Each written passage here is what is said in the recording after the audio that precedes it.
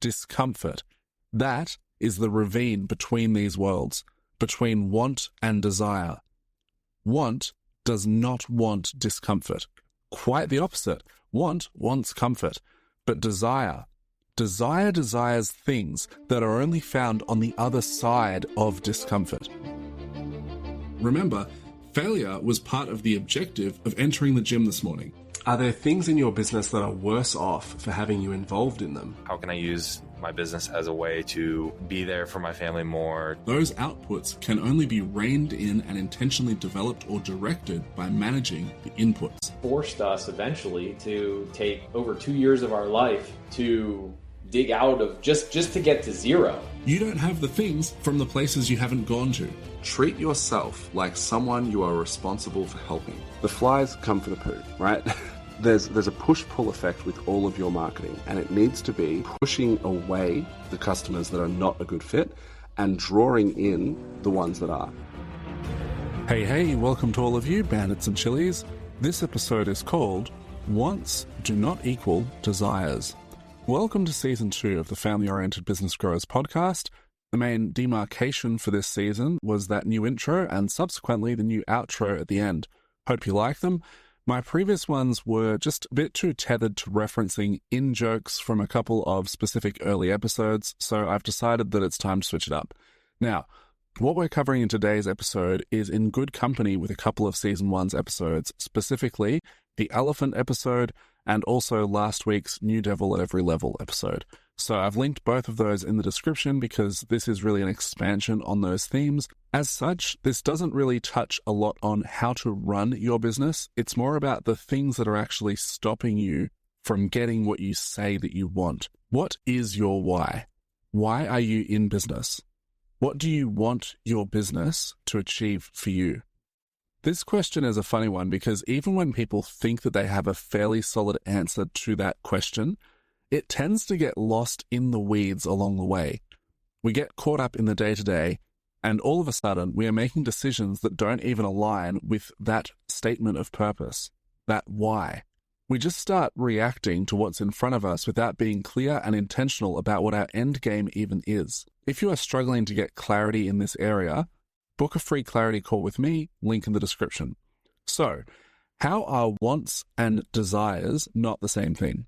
To illustrate what's going on with wants and desires and how we can distinguish the two, think of the example of your alarm clock going off one cold and frosty morning. Now, who set the alarm for 5 a.m.? That was you.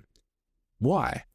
Because you had determined that getting up at 5 a.m. would allow you enough time to get some specific things done, maybe starting your day with a workout, for example. But then, who was it that reaches an arm out from underneath the warmth of those bedsheets and taps around on the cold edges of the bedside table to find the snooze button? Also you. So, what is it that's going on? Well, you have the desire to do these extra things, but in that moment, it is competing with your want to continue doing the comfortable thing. Let's take a quick look at the etymology and psychology of these words. Put your nerd glasses on because this is really interesting. The word want has Norse and Proto-Germanic roots and carries the essence of deficiency, lacking, missing, to be without. The word desire comes from Old French and Latin and carries the essence of longing for, wishing for, in Latin literally being down from or away from the stars. So want is about the lack of a thing, and desire is about reaching out to something more. It's a very edifying word to be called upwards to something higher. Now, if we take those emotional drives that underpin the experience of those words, we can actually see that they relate to different areas of the brain. To want is to lack, to be missing. This is reflective of a scarcity mindset and the drive to survive, which is related to the amygdala and the striatum. To desire, to long for the stars, that is aspirational. That involves growth and expansion, and that relates to the prefrontal cortex.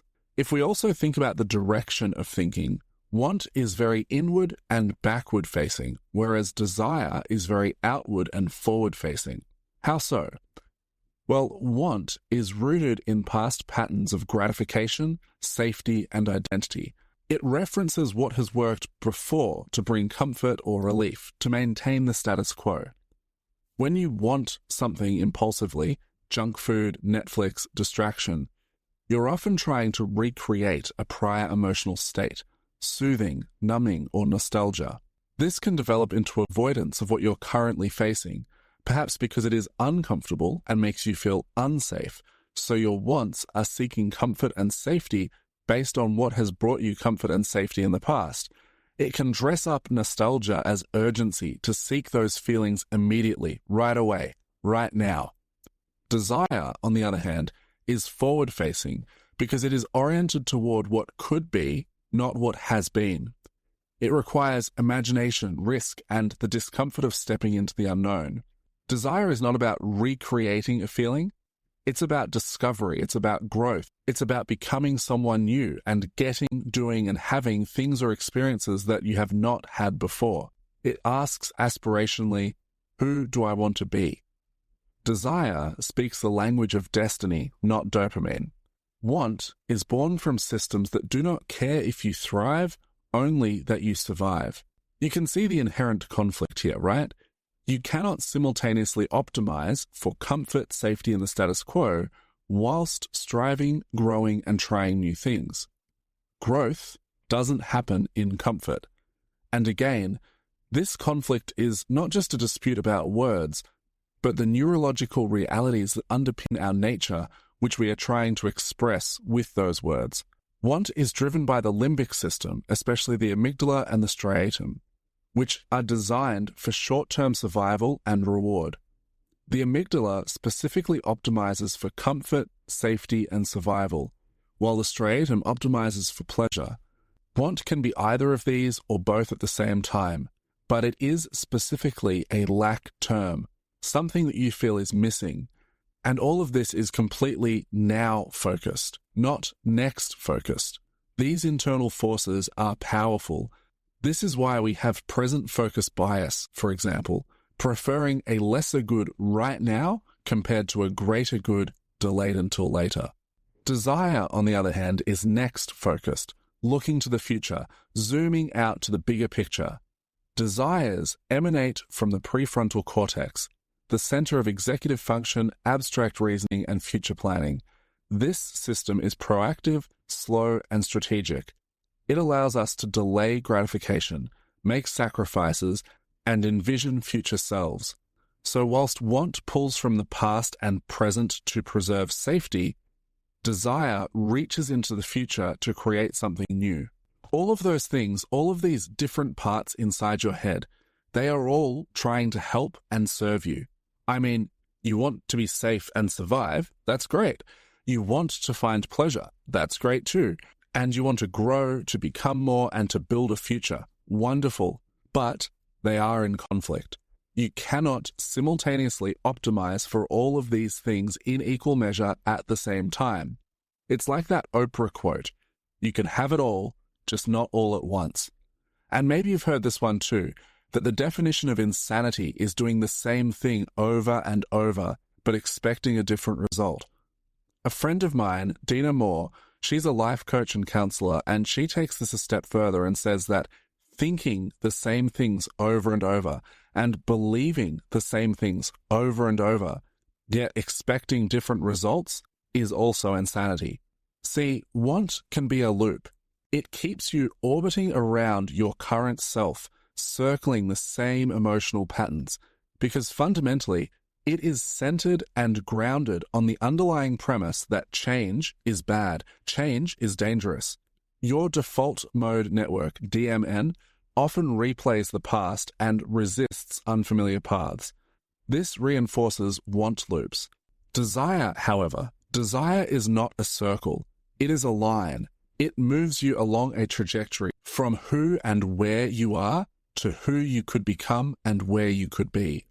Want says, go back to where it was comfortable. Desire says, move, go forward, journey towards something meaningful. Wants are echoes from the past.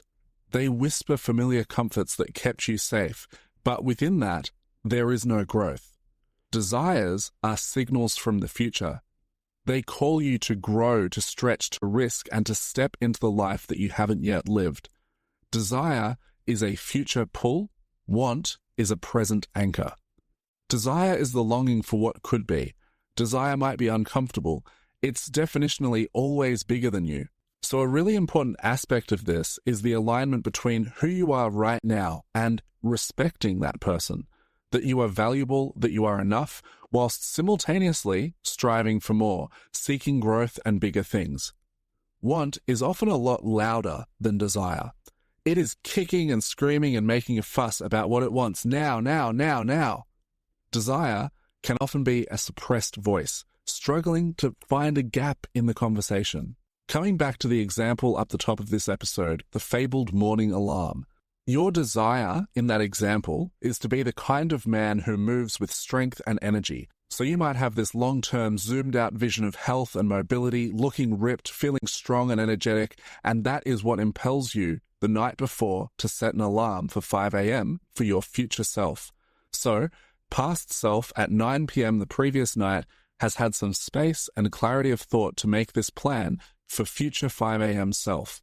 But then, 5 a.m. rolls around, and that past self and future self are gone. All that is present self. And what does present self want?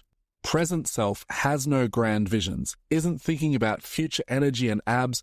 Present self wants comfort, warmth, and sleep.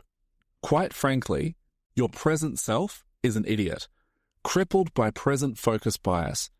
But it's hard to listen to the wise philosophies of your past self in the present moment when faced with the present reality of needing to extend yourself into a realm of discomfort. Discomfort. That is the ravine between these worlds, between want and desire. Want does not want discomfort. Quite the opposite. Want wants comfort. But desire desires things that are only found on the other side of discomfort. That ravine of discomfort, of risk and unsafety, the threats that the amygdala is avoiding and protecting you from, they do not need to be life-threatening in order for them to trigger your survival responses, flight or fight. The ravine is unfamiliar. The fear can be social. Maybe you don't want to run that ad campaign or try the new thing because you might fail. You might be embarrassed. You might be seen as weak. You reasonably know that those things will not kill you, but you only reasonably know that with your prefrontal cortex. Your amygdala is much less nuanced, lower resolution than that. It just knows that this thing is new and scary and that we do not like it. No, not one bit. Thank you very much, and there might be a tiger. The good news is that when you push into the ravine, even in small ways, you can acclimate yourself, amygdala and all, to that environment. So getting to your desires is really more about the journey than the destination. You need to become comfortable with repeated exposure to the things that are going to be uncomfortable, scary, risky. When you act from a place of desire, you're training your brain to favor long-term goals over short-term impulses. Every time you say yes to a desire and no to a want, you become more of who you're meant to be. Wants scream louder, but desires speak deeper. Wants are automatic, but desires are chosen.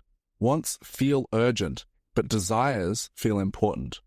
Wants pull you down, desires pull you forward and lift you up. Desire creates destiny. Wants just protect yesterday. Every day, every choice, every moment, you get to pick which one you listen to. You get to cast a vote in favor of want or desire. One builds you, the other babysits you. Your challenge from today's episode is simply to notice the next time that this conflict occurs. Just notice it. What you do with it, that's not even relevant. But just being aware of this conflict, identifying it, labeling it, that's the challenge. That's it. Have an awesome day. Make someone else's day awesome. I love you just the appropriate amount, like take whatever is weird and then take a healthy step backwards from that line. That's exactly how much. If it's weird, you're the weirdo. Catch ya. Bye. Hey, you're a family-oriented business grower. You should join our free group for family-oriented business growers. It's like the perfect place for someone your size and shape. Join via warplan.au, link in the description, and whilst you're there you can book a free clarity call with me to help identify the next 3 dominoes you need to knock over in your business.